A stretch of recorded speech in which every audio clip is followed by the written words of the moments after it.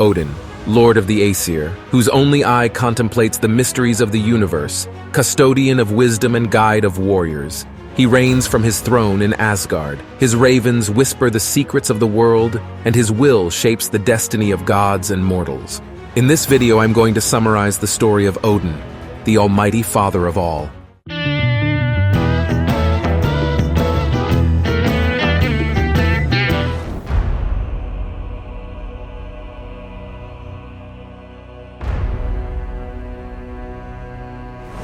Ginnungagap. It is the primordial void, the cosmic crack where everything began and from where the universe emerged. In the earliest beginnings, before time and space as we know them existed, there was an abyss. It was not simply a void, but a place full of latent energy and possibility. On one side was fiery Muspelheim, the land of fire, and on the other, icy Niflheim, the land of ice and fog. Ginnungagap was the border between these two extreme and opposite kingdoms. In this formless place, the ice of Niflheim met the heat of Muspelheim. Sparks flew and ice melted, and in this chaotic and creative dance, the primordial giant Ymir, the ancestor of all giants, emerged.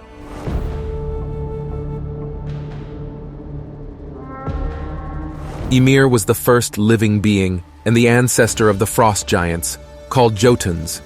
He fed on the milk of Audhumla, who in turn fed by licking the frozen rocks, thus revealing Buri, the first god, grandfather of Odin. Buri had a son named Bor, who later married Bestla, a giantess, daughter of the frost giants. From their union, Odin and his brothers Vili and Ve were born. Odin and his two brothers were upset by the fact that the giants outnumbered the Aesir, as they constantly conceived new giants. They made the decision to kill Ymir, an act that was both violent and necessary for the creation of the world. When Ymir was slain, his blood overflowed in a flood so immense that it drowned all the giants except one, Bergelmir, who escaped on a ship with his wife. In this way, the race of giants was guaranteed to continue.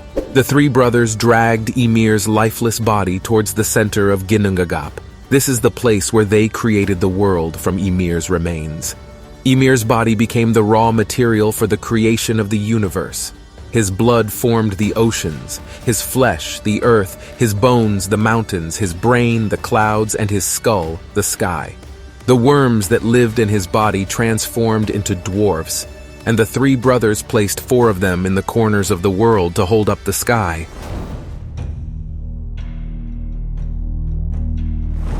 Odin's family in Norse mythology is complex and diverse, and his descendants include powerful and significant figures.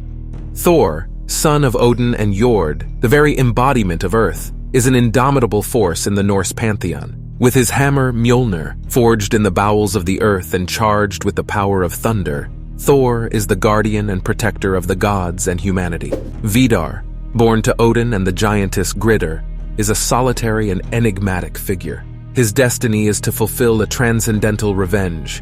He plays a crucial role in Ragnarok, as we will see later.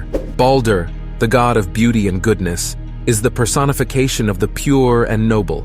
Son of Odin and Frigg, his invulnerability was challenged only by mistletoe. Loki's machination, which led his blind brother Hoder to kill him, not only represented an immeasurable loss, but was a dark harbinger of Ragnarok, the end of days. Vali, son of Odin and Princess Rindr, was conceived with a singular purpose: to avenge Baldur's death. His life and his mission were intertwined with tragedy and revenge, and he fulfilled his destiny by killing his blind brother. Hoder, another son of Odin and Frigg, is a tragic figure in Norse mythology. Deceived by Loki, he became the unwitting instrument of the death of his brother Baldur. His fate was sealed by an act he did not fully understand, and his life is a reminder of the fragility and complexity of destiny. Loki was an adopted son of Odin. Loki is an ambiguous and complex figure. Neither completely god nor completely giant, Loki is a being of contradictions and transformations.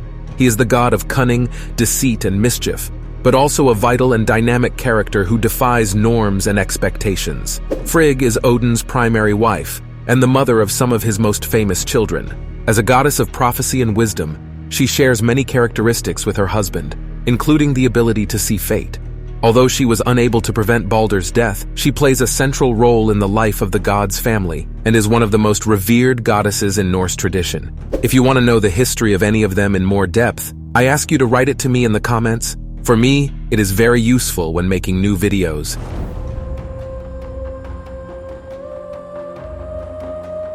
In the figure of Odin, we see the representation of a god who is neither omniscient nor omnipotent, but a being in a constant search, willing to pay any price for knowledge and power. Mimir is a wise being who guards a well located at the roots of the world tree, Yggdrasil.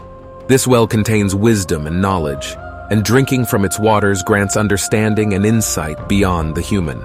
Odin, in his relentless pursuit of knowledge and power, was drawn to the waters of Mimir's well. He wanted to delve deeper into the mysteries of the cosmos and understand the secrets that governed destiny and the world. Mimir, realizing the magnitude of what Odin sought, demanded a high price. He asked Odin to sacrifice one of his eyes and throw it into the well as payment for a drink of its waters. The eye, in many cultures, symbolizes vision and perception, both in a literal and metaphorical sense. Odin understood the gravity of the sacrifice and accepted the price.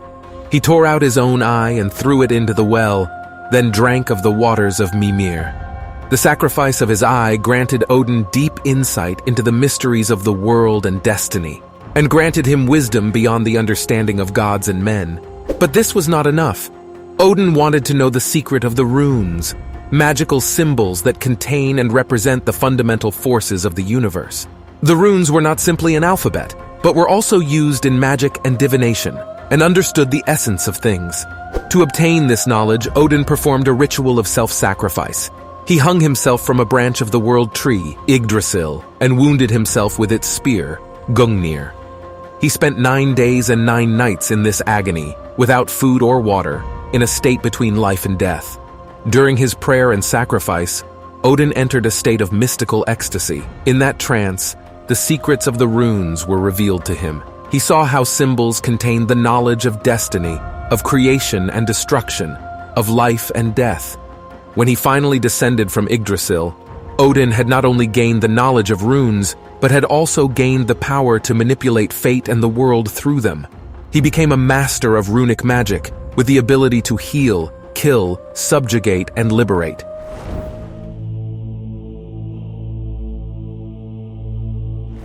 Odin, as god of the dead and lord of Valhalla, plays a crucial role in Norse mythology, especially when it comes to warriors and battle. Valhalla is one of the most famous halls in Asgard. It is a majestic and vast place, with roofs made of shields and walls of spears.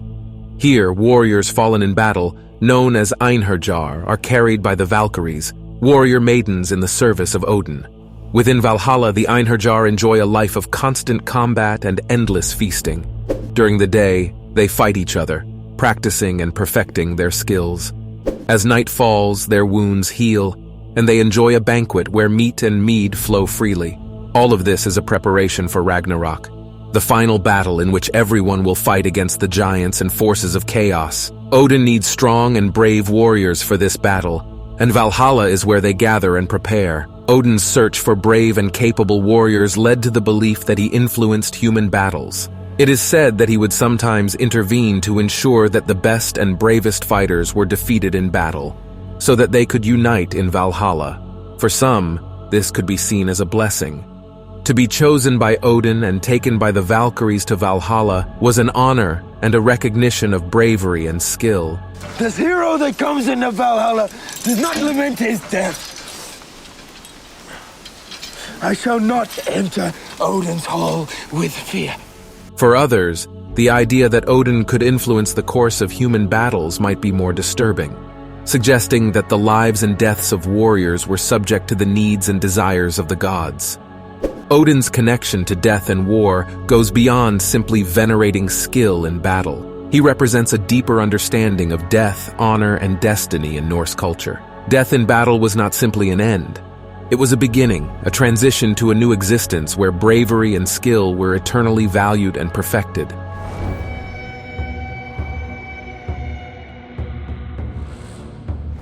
One of the poetic Eddas describing Norse myths, Ragnarok is prophesied by a seer or Volva who reveals the fate of the gods to Odin.